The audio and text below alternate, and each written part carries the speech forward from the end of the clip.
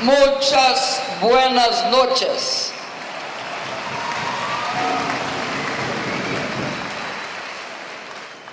Infelizmente, eu vou falar em português, mas pelo menos eu dei buenas noches. Para mim, é uma imensa honra estar aqui em La Plata e nesta universidade. Eu vou, antes de saudar a todos vocês e aos que me recepcionam esta noite, eu queria dizer que eu lembrei toda minha vinda para cá de que quando em 1970 eu estava no cárcere, nós sabíamos que havia luta e resistência contra a ditadura aqui em La Plata. Pelo menos uma companheira minha tinha estudado aqui em La Plata e dizia que aqui era o centro da luta argentina. Depois, eu convivi com uma grande personagem da América Latina, uma pessoa que, além de eu respeitar como liderança política latino-americana, eu a considero minha amiga, Cristina Kirchner.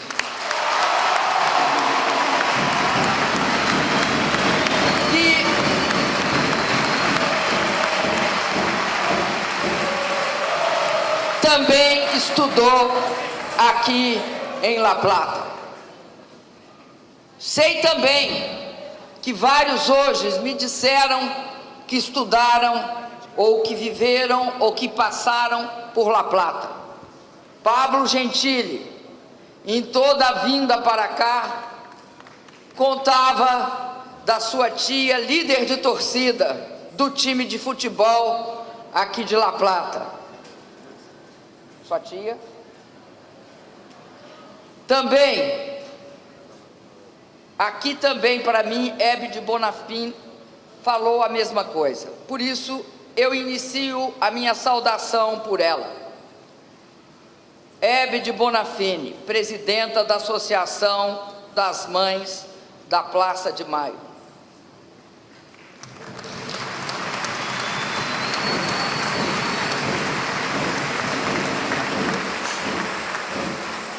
Símbolo de coragem.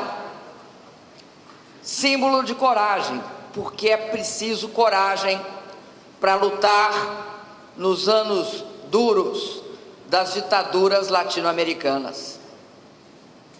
Símbolo de paixão e amor por seus filhos, seus netos, seus parentes, por todos os lutadores, aqueles que tiveram também coragem de resistir às ditaduras militares. Símbolo de esperança, porque só quem tem esperança luta. Eu me refiro a Hebe de Bonafim, mas agradeço aqui a todas as mães da Praça de Maio, que deram um imenso exemplo nos anos de chumbo, de coragem e esperança. Queria também agradecer à decana da Faculdade de Jornalismo e Comunicação Social da Universidade Nacional de La Plata, Florência Santu.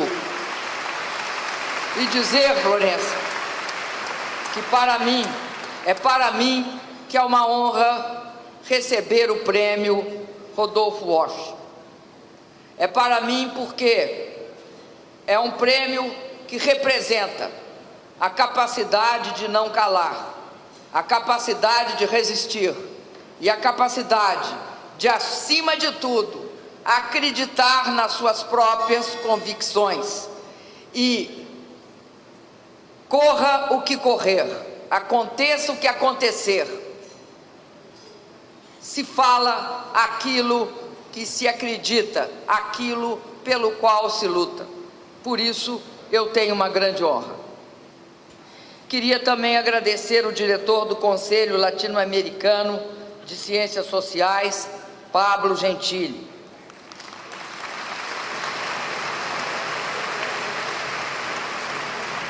Cumprimentar e saudar Rosa Bru, mãe de Miguel Bru, estudante da Faculdade de Jornalismo, sequestrado, torturado e desaparecido em 93.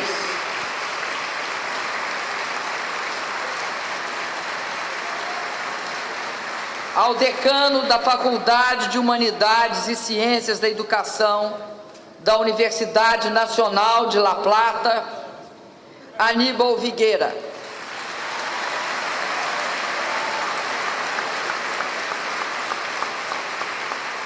Cumprimento o prefeito de Ensenada, Mário Seco. E, em seu nome, cumprimento todas as autoridades presentes. Queria cumprimentar minha companheira, ex-ministra da Secretaria de Políticas para as Mulheres, Eleonora Menicucci. Cumprimento com muito carinho os militantes e dirigentes de movimentos populares aqui presentes. Movimento estudantil, movimentos sindicais, movimentos de mulheres. Cumprimento especialmente toda a comunidade acadêmica, professores, equipe técnica, estudantes. Finalizando os meus cumprimentos, eu queria propor uma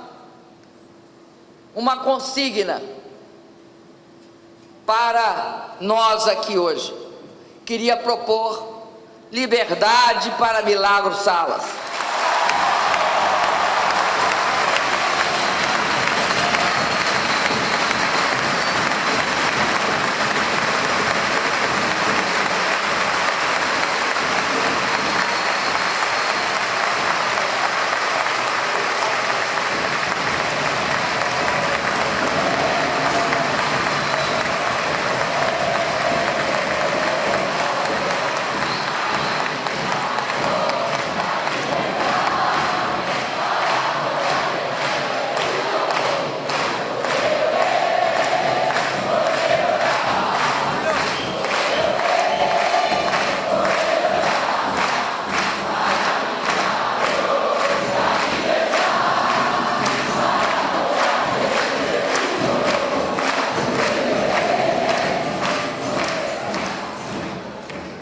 Bom, eu começo dizendo para vocês que eu vivi 2 golpes de Estado.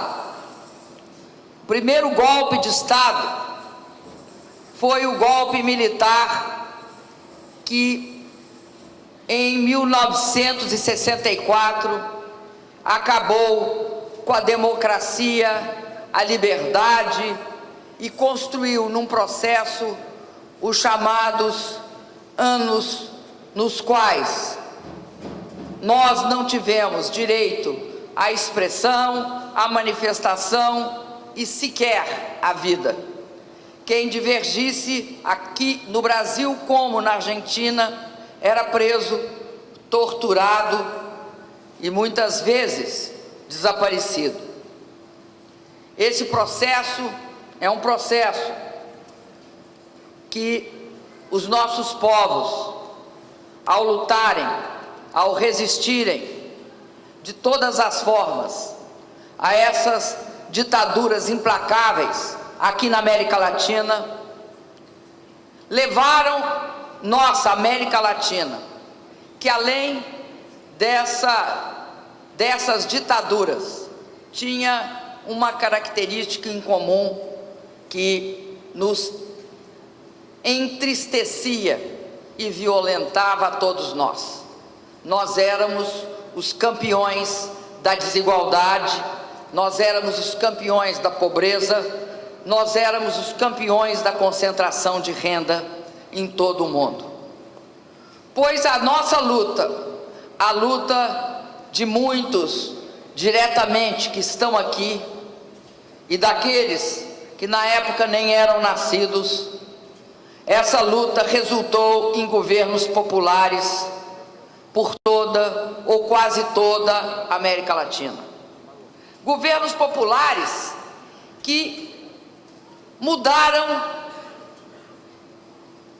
o pensamento dominante daquele momento e ousaram dizer: é possível crescer, é possível ter desenvolvimento econômico, e isso reduzindo desigualdades, incluindo maciçamente sua população, reduzindo a pobreza e a miséria, elevando o nível de vida e o acesso dessas pessoas à educação, à saúde, melhorando a vida das nossas populações. Ao mesmo tempo, nesse processo, nós olhamos para nós mesmos e vimos que nós éramos grandes, uma pátria grande, um continente latino-americano que teria, se nós olhássemos entre nós, uma força descomunal de transformação. Foi aí que líderes desses governos populares construíram mecanismos de aproximação, acabaram com as falsas oposições que tinham nos afastado durante anos, construímos um relacionamento, fortalecemos os nossos órgãos multilaterais, e a América Latina tornou-se a prioridade de cada um dos nossos governos. O Brasil e a Argentina, nisso, tinham e tiveram, e ainda têm, apesar da forma eminentemente mitigada, empobrecida, com que os governos do Brasil e da Argentina olham para si mesmos e entre si. Mas nós construímos aqui uma relação multilateral que, mesmo que hoje esteja sendo, de uma certa forma, modificada, mitigada, atrasada, é um legado, porque nós sabemos que é possível esse relacionamento. É possível compartilhar entre nós de uma visão que não é nada subordinada aos outros centros de poder que existem no mundo. Esse processo foi um processo importantíssimo. Em cada um dos nossos países, nós atacamos pela primeira vez, fora do receituário neoliberal, nós atacamos, de fato, a questão da desigualdade social. No Brasil, a tradição de desigualdade social, ela é antiga, tem a ver até com o fato de sermos o último país a sair da escravidão no século XIX. Tem a ver com o fato que no Brasil sempre exclusão e privilégio caminharam juntos. Não é só exclusão, o excluído não tem direito de se incluir, não tem direito de ter acesso a aviões de carreira, a universidade, nem pensar. Era assim a visão da elite brasileira, da elite política brasileira. Pois bem, esse processo resultou em crescimento econômico, crescimento salarial, crescimento de emprego, resultou em inclusão de milhões e milhões no caso do Brasil, de brasileiros, mas milhões e milhões de latino-americanos. O Brasil, nesse processo, sofreu várias tentativas de imporem um regime neoliberal. Começa no final dos anos 80, pós já a ditadura. Isso se inicia por um processo de privatização, se aprofunda no governo do Fernando Henrique Cardoso e é paralisado no meu governo e no do presidente Lula, sobretudo em 2003, quando o presidente Lula assume o governo do país. Lá,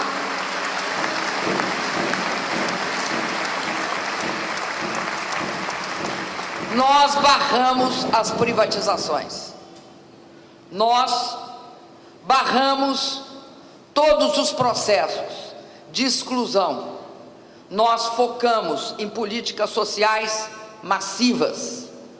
As nossas políticas sociais não eram como as políticas neoliberais anteriores. Num país de 200 milhões de habitantes, fazer qualquer política de transferência de renda, de acesso à casa própria, de formação profissional para 50 mil pessoas é inócuo.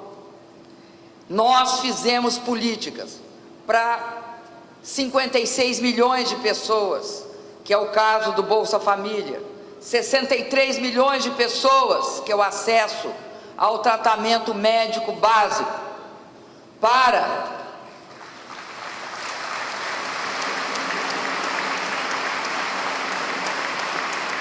enfim, nós fizemos políticas do tamanho da desigualdade do Brasil. E com isso, de fato, primeiro tiramos o Brasil do mapa da fome. Nós estávamos há séculos, e não é retórico, é literal, estávamos há séculos caracterizados como um dos países que tinha uma parte da sua população que passava fome. Retiramos o Brasil do mapa da fome, elevamos 36 milhões de brasileiros, fazendo com que saíssem da pobreza extrema. E, sobretudo, ampliamos o papel das nossas empresas públicas. A Petrobras passou de investimento de 3 bilhões de dólares para 30 bilhões de dólares. Nós ampliamos a capacidade dos nossos bancos públicos.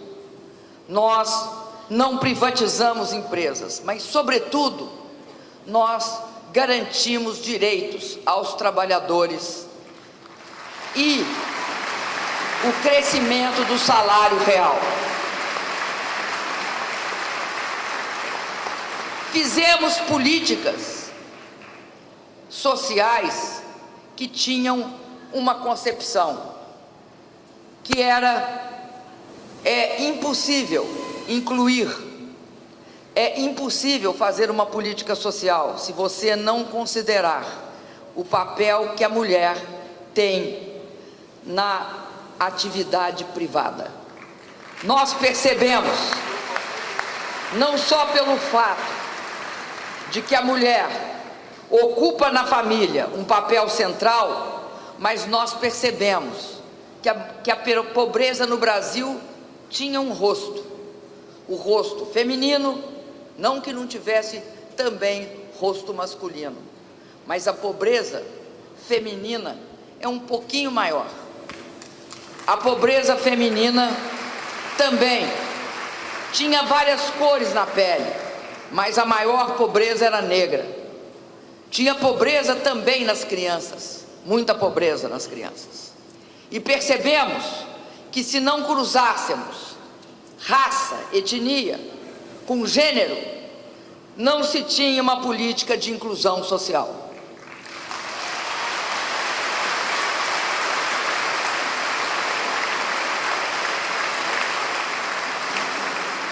E, ao mesmo tempo, percebemos que era fundamental exigir num país como o Brasil igualdade racial, uma igualdade de gênero, ao mesmo tempo que se define a importância do direito de greve e de manifestação, há que se saber que para trabalho igual, salário igual.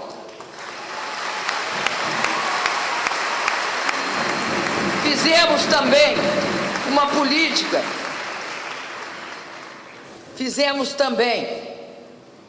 política de inclusão sistemática de todas as pessoas no acesso a serviços públicos. Mas quando você fala de todas as pessoas, você tem de começar por alguém. E sempre nós começamos pelos mais excluídos, os mais frágeis, porque senão você não altera a raiz da desigualdade. Defendemos direitos dos trabalhadores, definindo em lei uma política de valorização do salário mínimo. Ampliamos direitos. E, sobretudo, ampliamos os espaços democráticos, reconhecendo a importância dos movimentos sociais, da sociedade civil, no processo de definição de políticas e na prestação de contas dessas políticas. Pois bem, nós estávamos nadando contra a corrente. Toda a América Latina estava nadando contra a corrente. Porque, enquanto isso, o que aconteceu no mundo? Ampliou a desigualdade. Não é à toa que acontecem fenômenos como a eleição nos Estados Unidos, a saída do Reino Unido da União Europeia. Acontece porque há uma população de descontentes derivada do aumento da desigualdade nos últimos 20 anos, nos países desenvolvidos. Aumento da desigualdade que não decorre da presença, por exemplo, de numerosos trabalhadores mexicanos que entram nos Estados Unidos em busca de trabalho. É ridícula essa suposição e essa acusação. Como é possível que a maior concentração de riqueza que existe no mundo e que se dá pelo processo de financiarização da economia dos países desenvolvidos e das nossas também, como explicar que nos Estados Unidos a concentração econômica de riqueza, que faz com que 1% controle 99% da riqueza, ou quase 99% da riqueza, seja produto de um trabalhador mexicano pobre.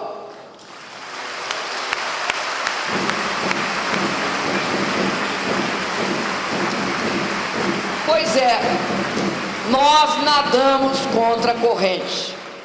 Nós nadamos contra a corrente. E diante da crise que inicia no mundo em 2008, 2009, nós que não tivemos a menor responsabilidade por essa crise, tentamos de todas as maneiras evitar que ela nos atingisse. Mas ela nos atingiu a China, atingiu todos os emergentes e o Brasil. Não poderia ser diferente. E aí, aproveitando um conselho que o Pinochet primeiro e a Thatcher depois recebeu do Milton Friedman, pai do neoliberalismo, que era o seguinte: o conselho: só tem um jeito de mudar certas situações. Aproveite a crise, aproveite todas as características da crise e faça com que a fragilidade que existe numa crise se transforme naquela condição para você mudar o status quo, permitindo que o politicamente impossível se torne o politicamente inevitável. Isso vale tanto para eleições surpreendentes, quanto para golpes parlamentares programados e previstos. No Brasil, aproveitaram um golpe, um momento de crise econômica. Sabiam que nós sairíamos dessa crise econômica, porque nós já tínhamos saído de 3, uma em 2003 a 2005, superamos, outra no próprio 2008, superamos, e outra na virada de 10 para 11, superamos. Sairíamos também da crise de 14 e 15, porém, na eleição de 2014, ficou claro que pelos meios democráticos, eles não aplicariam no Brasil um programa neoliberal, não conseguiriam aprovar o que estão tentando hoje aprovar no Brasil. Para vocês verem o que é, primeiro, uma emenda constitucional que define por 20 anos, portanto 5 presidentes da República, um teto de gasto, limite para a educação, não pode crescer acima desse teto que é dado pela inflação, pelo crescimento da inflação. Ou seja, você garante que por 20 anos não há nenhum aumento real do gasto com educação e saúde. Já os demais gastos, como habitação, saneamento, segurança pública, enfim, cultura, esse pode até cair em relação a 2017. Isso significa duas coisas. Primeiro, quem é que precisa de política pública? Os mais pobres, a classe média e os mais pobres. Os ricos, de fato, não precisam de educação pública e gratuita. De fato, não precisam de acesso a serviços de saúde. De fato, não precisam de serviços públicos. Agora, os pobres precisam, a classe média precisa. E eles foram tirados por essa emenda do orçamento. Porque num país que tem a população que o Brasil tem, que tem na educação a condição, primeiro, para garantir que quando você reduz a desigualdade e melhora a renda, pode voltar atrás, pode ter volta atrás. Só tem um jeito de não voltar atrás em hipótese nenhuma: distribuição de riqueza e educação. Educação, acesso ao ensino de qualidade, garantia que as pessoas terão sempre a possibilidade de um trabalho melhor. Ao mesmo tempo, um país como o Brasil precisa de educação por conta do avanço científico e tecnológico. Então, fizeram isso, tiraram os pobres do orçamento e tiraram a população da decisão. Por quê? O que se elege? O que você vota quando você tem uma eleição presidencial? Não é nos belos olhos do presidente ou da presidenta. Você vota naquilo que você acha que é o melhor gasto possível. E aí? Por 20 anos, o Brasil não vai votar naquilo que vai gastar. É esse um dos motivos do golpe. Aprovar uma emenda dessas, que jamais passaria por métodos democráticos. Nunca uma eleição presidencial aprovaria isso no seu programa. Como não aprovou? Nunca aprovou. Reforma da Previdência, que de reforma não tem nada. É fundamentalmente a tentativa de pegar a Previdência Pública do Brasil e torná-la privada. Reforma nas leis trabalhistas. Eu dou o exemplo extremo: uma mulher grávida, sujeita a condições insalubres de trabalho, se o médico atestar que ela pode estar sujeita, não tem problema nenhum. Isso significa a selvageria nas relações de trabalho, significa a destruição de toda a legislação de proteção ao trabalho construída em décadas e décadas. Esse era e é o programa que está sendo implantado no Brasil. Por isso, resumindo, quais as razões do golpe? A primeira é essa: enquadrar o Brasil econômica e socialmente, e também geopoliticamente, porque um país que ousou fazer os BRICS, que ousou dar mais importância à América do Sul e à África, que ousou ter uma política multilateral, tem de ser enquadrado. E esta é o motivo principal pelo qual eles deram o golpe. E aí o problema se torna: quais são os outros motivos? O outro motivo era impedir que a investigação de corrupção chegasse até esses que hoje dirigem, infelizmente, o governo do país.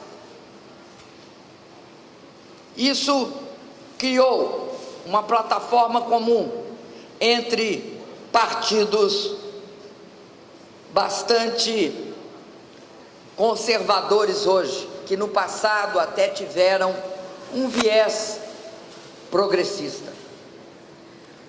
Há um terceiro motivo, e eu falo aqui para as mulheres.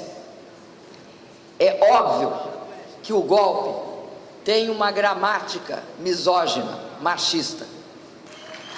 Essa gramática misógina e machista,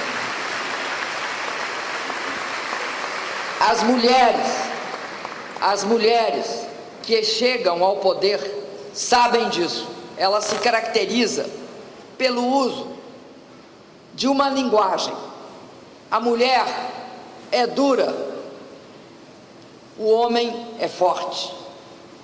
A mulher é frágil emocionalmente, o homem é sensível.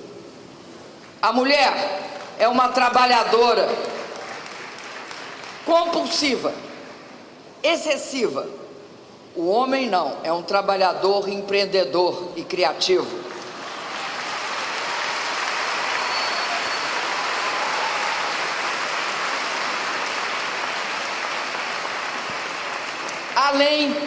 Além, obviamente, de todos o uso de palavrões, de palavras de baixo calão, para expressar toda o preconceito sexual que existe nas nossas sociedades. Desde o início do meu governo, eu era considerada, sempre a imprensa me perguntava: a senhora é uma mulher forte? Não perguntava isso não, perguntava: a senhora é uma mulher muito dura. E eu dizia sempre: sim senhor, cercada de homens meigos. Não sei se meigos tem uma tradução adequada em castelhano. Suaves, homens suaves. Este processo, obviamente, é um processo que perpassa todo o processo do golpe. E aí me permitem chegar a uma característica desse golpe. O golpe no Brasil, ele teve de fato uma grande participação de parlamentares, senadores, deputados, lideranças desses partidos, do PMDB e do PSDB. Mas isso não seria suficiente para se dar um golpe. O golpe no Brasil tem uma estrutura dada pela mídia, que é controlada no Brasil por 4 famílias e por segmentos do mercado financeiro, que queriam, de fato, como razão fundamental, mudar o rumo da política do Brasil, mudar o rumo da economia do Brasil, e que acredita nas forças do mercado para acabar com a miséria e a pobreza no Brasil. Isto é muito grave, porque hoje, além disso, essa situação de aumento da desigualdade que virá, e que já começou, de redução de direitos. Hoje, inclusive, no Brasil está sendo lançado um balanço que mostra que nos 365 dias que passou desde o golpe, a cada dia a população perdeu um direito. São 365 direitos perdidos. Então, nessa situação, o que acontece com a democracia? Como é que ficam as razões democráticas? Do nosso ponto de vista, há um processo em que, além disso, segmentos do poder judiciário passam a agir em consonância com a mídia, de tal forma que no Brasil qualquer pessoa acusada de corrupção é primeiro julgada pela mídia. Qualquer pessoa acusada, sem ou com razão, não é julgada pela justiça.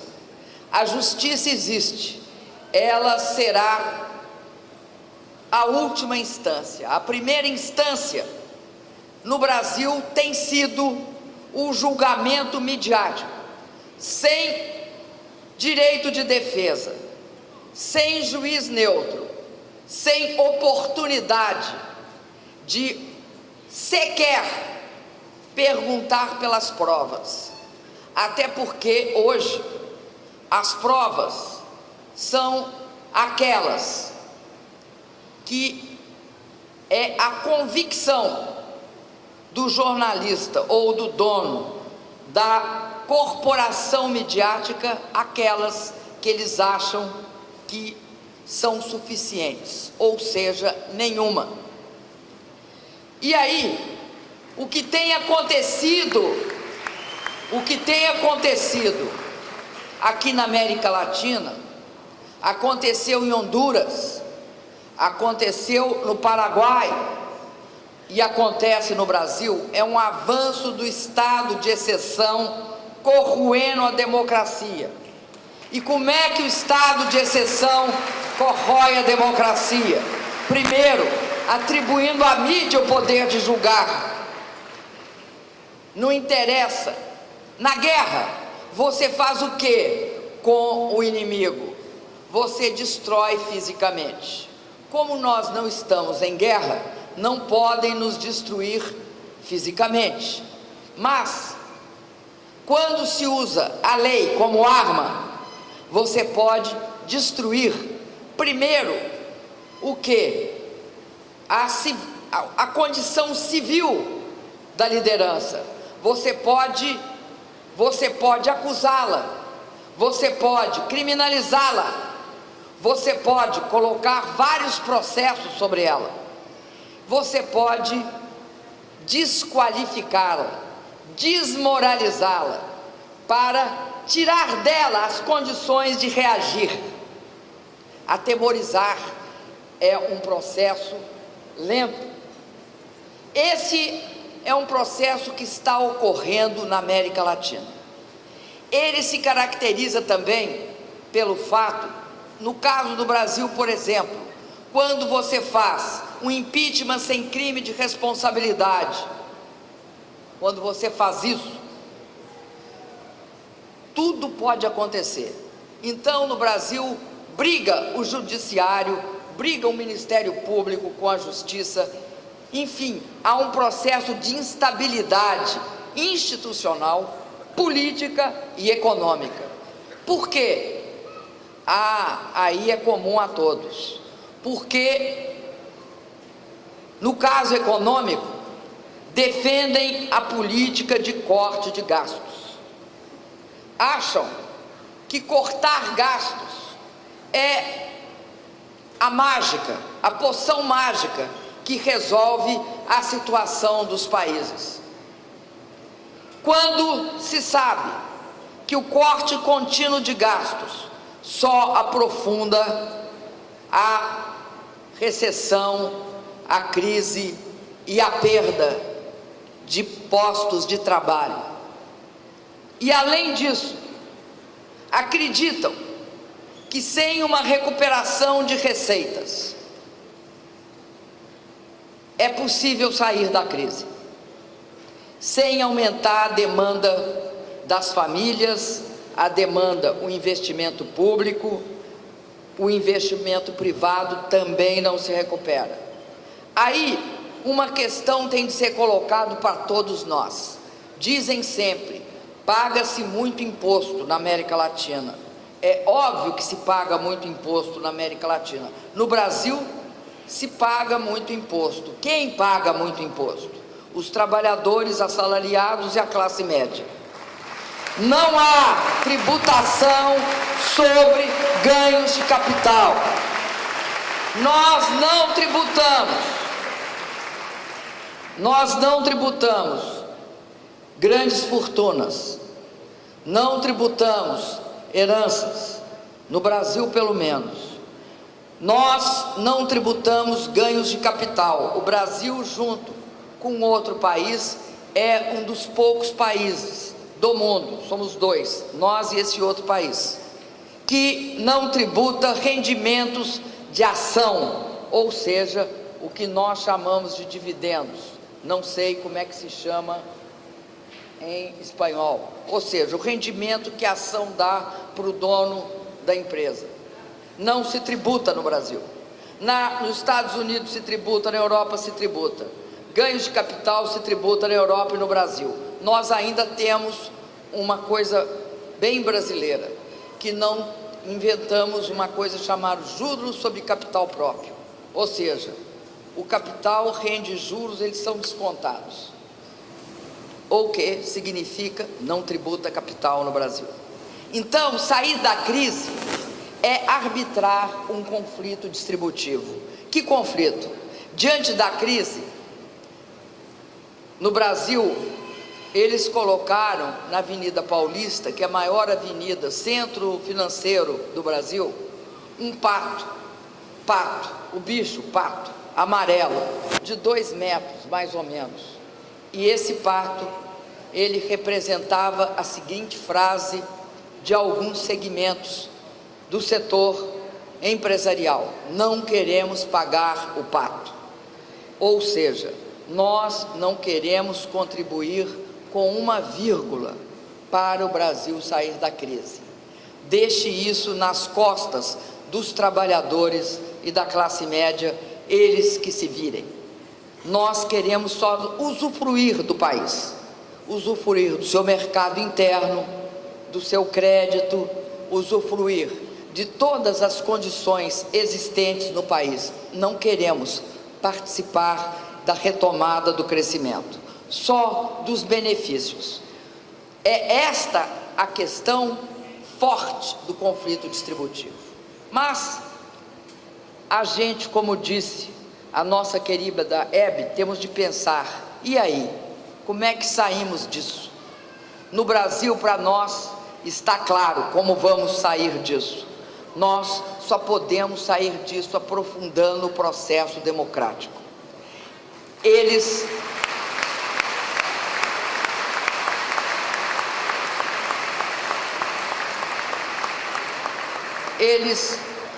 estão construindo uma possível segunda etapa do golpe. Segunda etapa do golpe. Em que consiste uma segunda etapa do golpe? Impedir que nós participemos das eleições de 2018. Nós temos hoje, infelizmente, o candidato que tem maior participação, ou seja, maior aprovação nas pesquisas, que é o nosso ex-presidente Lula.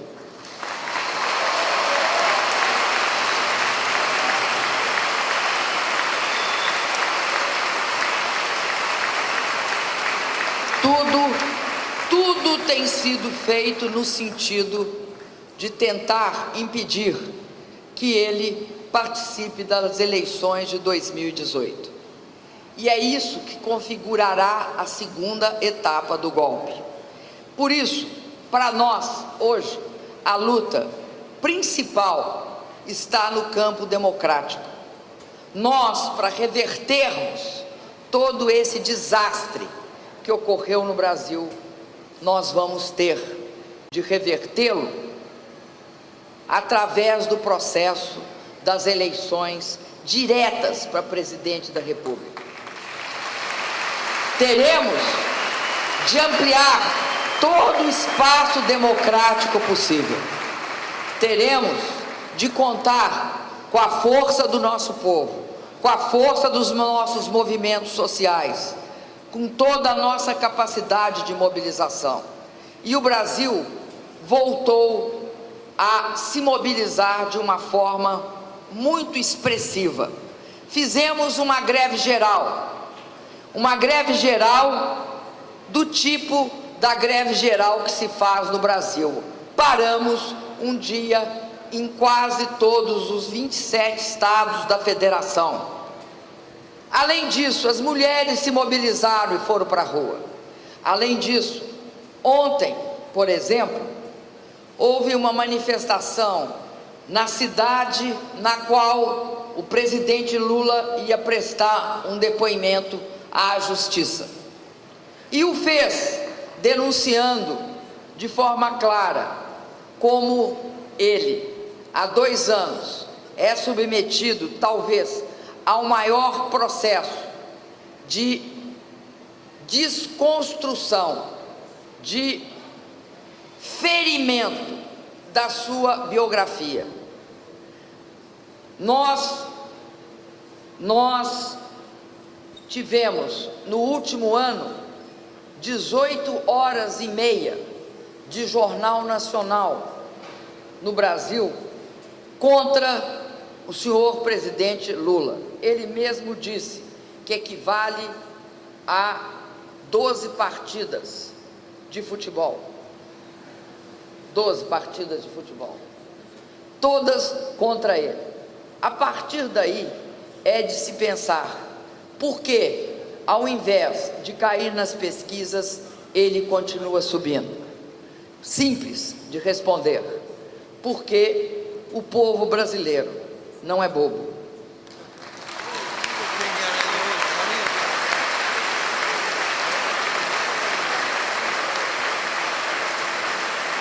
Mas nós esperamos uma luta renhida. Nós não temos medo da luta. O que deve ficar claro, e eu queria compartilhar isso com vocês, é que, mais do que nunca aqui onde eu estou, recebendo o prêmio que eu recebi, é de fato muito interessante que a força de resistência de Rodolfo Walsh seja, mesmo na extrema dificuldade, a única coisa que resta para nós, e é a coisa mais forte que pode restar para alguém, é não desistir, ter coragem e resistir.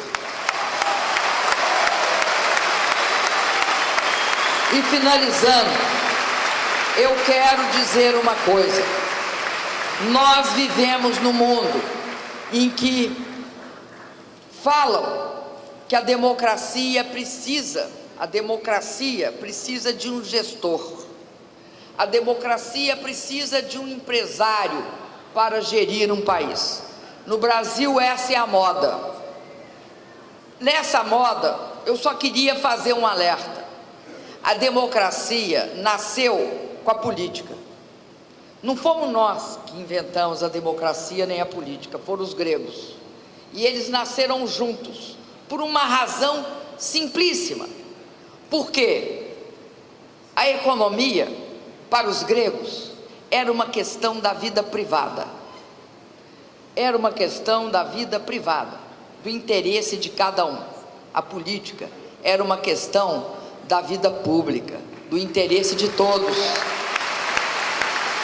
Sem política não há democracia, por mais que eles tentem inventar para nós que é possível um gestor com grande eficiência para gerir um país. No Brasil agora, eles chegaram ao absurdo de propor como um dos possíveis candidatos à presidência da República um artista que deve ser bom na área dele. Qual é a área dele? Aquele programa de auditório, em que você resolve o problema da casa de uma pessoa reformando, ou do carro da pessoa sorteando. O neoliberalismo chegou à política social do programa de auditório, propondo como sendo isso muito eficiente, muito mais eficiente do que essas políticas inclusivas que distribuem esmola para os pobres, como se o Bolsa Família ou a política social aqui da Argentina tivesse sido esmola. Não foi esmola porque nós, além de termos uma visão de inclusão social, somos republicanos e nunca usamos da política social do auditório, que vincula o que recebe ao líder do programa. O Brasil fez sempre política social com cartão de crédito, impessoal, que é a impessoalidade da cidadania. Recebe o cartão porque é cidadão brasileiro e cidadã brasileira, porque quem recebia mesmo era cidadã, porque o foco era na mulher, no programa Bolsa Família. Então, era cidadã brasileira. E, como cidadã, tinha o direito republicano de ter a sua renda reforçada, quando ela não conseguia dar a renda mínima para a sua família e seus filhos. Então, eu quero dizer para vocês, não vamos nos iludir com aqueles que querem enterrar a política, com aqueles que acham que o gestor, porque isso no Brasil vem da ditadura militar, que propunha o tecnocrata. O tecnocrata resolve nossos problemas. Nós devemos ficar em casa, não protestar, não dar palpite e ficar muito humildezinhos às conferências que eu fizer. Liberdade para Milagro Salas.